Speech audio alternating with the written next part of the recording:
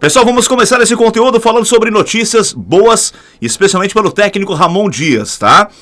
Ontem o Alexandre Ernest trouxe uma informação, só confirmando aquilo que a gente já falou aqui no canal, de que o zagueiro Vitão vai pro jogo contra o Atlético Mineiro, tá? Então é um jogador que ainda se recupera, não está 100%, mas já teria dito inclusive nos bastidores que vai pro sacrifício, que vai jogar, né? E até ele utilizou uma expressão, né, entre aspas, nem que seja enfaixado, ele vai pro jogo contra o Atlético Mineiro. É uma ótima notícia pro Ramon Dias, que já não conta, né, com um sistema defensivo sólido, né, com a presença do Vitão. Imagina sem o Vitão e com Cleiton Sampaio no sistema defensivo. É realmente muito complicado. A outra notícia, e aí vocês podem encarar aí, sendo que ela é boa ou não, eu acho que não vou aqui dizer que não é bom o retorno do cara depois da lesão, tá? Porque isso seria muito ruim da minha parte. É legal, o cara tá recuperado, mas fica de opção no banco e aí eu tenho medo que ele entre. Volante Richard fica também à disposição, deve ficar no banco de reservas. Uma projeção de time teria no meio-campo o Thiago Maia com Bruno Henrique, além do Alan Patrick, né, o sistema aquele 5-3-2. Eu sou contrário, eu colocaria então Luiz Otávio com o Thiago Maia, se é para ir nesse sistema, com o Alan Patrick um pouco mais liberado para armar no meio. Mas são questões, hoje no treinamento dessa tarde, dessa quinta-feira, a gente vai ter uma noção melhor do time, né, que vai para o jogo contra o Galo. Jogo decisivo do domingo no estádio Beira-Rio. Qual a sua opinião? Você também acha que o Vitão ajuda, né, vai nos ajudar? Agora a confirmação da volta dele é uma boa notícia para o técnico Ramon Dias, tá? Projeção de time, nesse primeiro momento, vamos ver o treinamento de hoje, seria o Ivan, os dois laterais, o Bruno Gomes e o Bernabé, os três zagueiros com o Vitão, Mercado e Juninho, Thiago Maia, Bruno Henrique, Alan Patrick, Carboneiro e Vitinho, essa projeção. Vamos ver o que vai acontecer então nos treinamentos de hoje e amanhã e no sábado que tem o Rachão. Olha só, pessoal, tem uma notícia estarrecedora envolvendo a direção do Internacional. O JB Filho trouxe uma informação, amigo JB, de que a direção do Inter, né, nos bastidores, já estaria deixando vazar de que está realmente insatisfeita pela questão de o grupo do Inter não ter líderes. Isso aí, a direção acha que o Inter não tem lideranças no vestiário, lideranças positivas, grandes líderes no vestiário nesse momento. E aí, por que é estarrecedora? Porque, é no mínimo incoerente, né? Quem foi que montou esse grupo? Quem foi que montou esse elenco? Foi a própria direção do clube.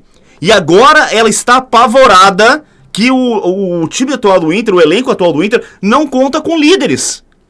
Com raríssimas exceções, talvez o Gabriel Mercado, o Alan Patrick e tal, mas falta aquela liderança que chame a atenção, aquela liderança técnica e também anímica. E a direção do Inter tá dizendo aí, tá deixando vazar aí aos quatro cantos que não. Nós não temos lideranças, esse grupo não tem líderes, né? Mas, e aí, cara pálida? Quem contratou esses caras? Quem foi ao mercado para trazer esses jogadores, na grande maioria insuficientes? Perdedores, muitos deles perdedores, foram esses dirigentes. Esses dirigentes não podem se contradizer. Foram eles que contrataram, eles que montaram esse grupo. E como que eles não viram lá atrás, na hora da montagem do grupo, que esses caras não têm a mínima capacidade de liderança? Agora tá uma corrida contra o tempo para conclamar o torcedor, né, para achar culpados. Não se sabe se a família Dias vai permanecer caso tenha mais algum tipo de insucesso. Não é garantia que eles permaneçam. Eles mesmos podem pedir o boné até o final da temporada. E a direção me vem com essa, né? Nos bastidores deixa vazar de que nosso grupo realmente não tem muitos líderes. Aliás, o Bolívar deu uma entrevista esses dias dizendo isso, né? Que o grupo do Inter faltam realmente mais líderes a esse plantel. Mas a direção que contratou foi a direção que conseguiu piorar algo que já não era das melhores, que era a qualidade técnica, tá? Trouxe jogadores completamente insuficientes que hoje só oneram a folha do clube. Por exemplo, Richard, trouxe o Ramon, trouxe Ronaldo, trouxe Rojo, trouxe Cleiton Sampaio, vários. A gente pode ficar aqui falando uma meia hora sobre esses jogadores. Portanto, a direção é que fez a montagem desse grupo. A direção é que buscou jogadores que, na opinião deles, serviria para esse grupo.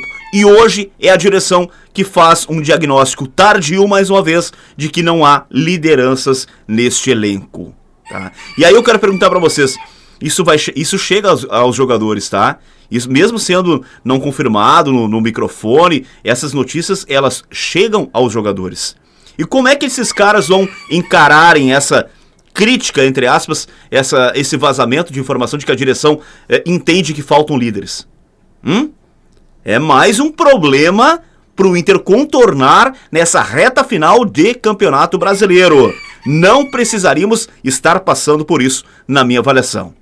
A direção hoje, final do mês de outubro, entender que faltam líderes para esse grupo, é assinar mais uma vez, é referendar mais uma vez a total incompetência dos caras que trabalham no departamento de futebol. A culpa não é dos jogadores que não têm liderança. A culpa é de quem contratou, de quem montou esse grupo que, olha, tem muitos jogadores que não têm a mínima capacidade técnica de estarem no estádio Beira-Rio.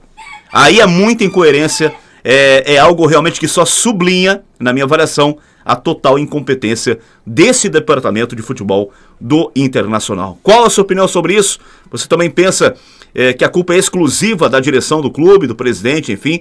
Qual a sua opinião? Coloca aqui embaixo. Se você não concorda, se você acha que o Inter tem líderes, coloca aqui embaixo nos comentários a sua opinião também. Tá bom, pessoal?